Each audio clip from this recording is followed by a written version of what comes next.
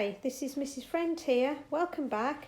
I'm now going to read you chapter 7 from The Boy at the Back of the Class, and the chapter's called Mr. Iron's Nose. When the bell rung for first break the next morning, Mrs. Khan kept her promise and let the new boy out into the playground for the very first time. Tom was put in charge of looking after him, and we were all told that if he got scared or wanted to stop playing, then we were to find a teacher immediately or go and see Mrs. Hemsey in the staff room.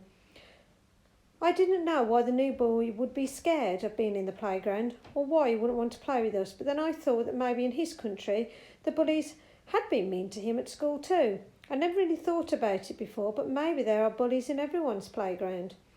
As Josie grabbed her football, Tom tried to explain to the new boy how to play the game properly.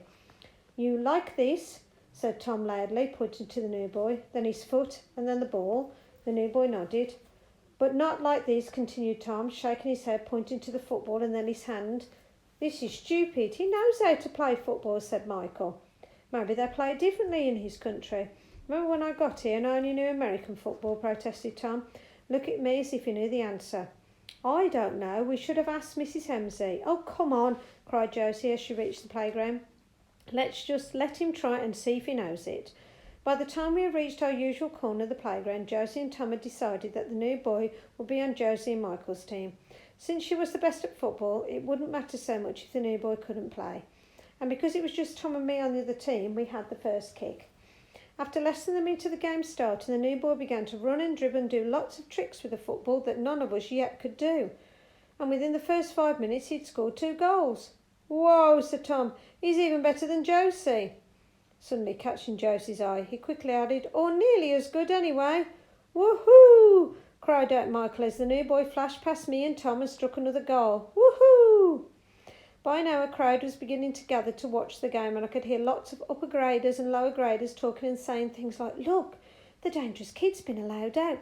And does this mean he doesn't have a disease? But the kidnappers will be able to see him from here." I just heard Jenny tell everyone that she was sure she had heard Mrs. Sanders say the new boy was a professional footballer, when she suddenly cried out, "Ooh!" And before she knew what was happening, Brendan the bully and his mates, Liam and Chris, had pushed their way onto our make-believe pitch. Josie looked at me and I looked at Tom, and Tom looked over at the new boy, who was standing next to Michael, looking confused.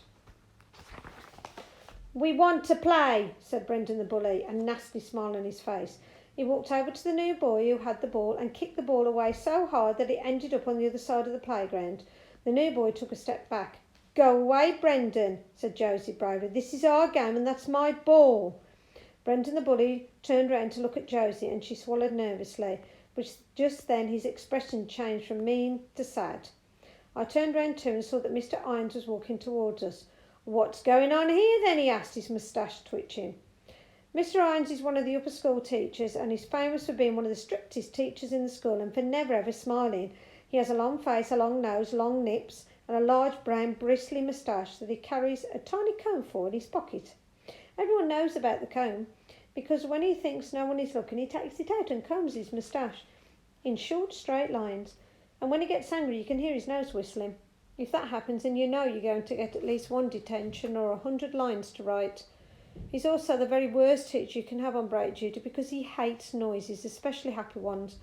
Whenever he's in the playground, he walks around telling everyone off for laughing too loudly or for making fun sounds. Last year he made a first-year boy who was playing tag cry by telling him that only pigs squeal, and since the boy was squealing, he must come from a large family of pigs and should spend the rest of break inside. And another time Mr. Irons gave everyone cheering for handstand Hannah 100 lines to write for being so loud, even though she was about to beat the world record for the longest handstand in history.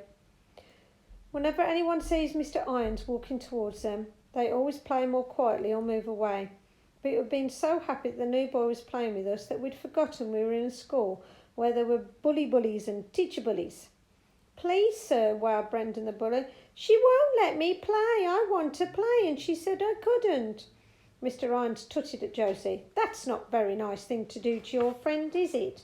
"He's not my friend," said Josie angrily. "And he didn't ask. He came over and kicked our ball away."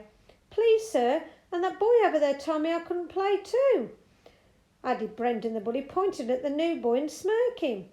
Mr. Irons looked over at the new boy, then beckoned him to come over. The new boy looked around and then, realising what he was being asked to do, walked over to where Mr. Irons was standing. "Did you tell this boy he couldn't play with you?" asked Mr. Irons, pointing to Brendan the bully.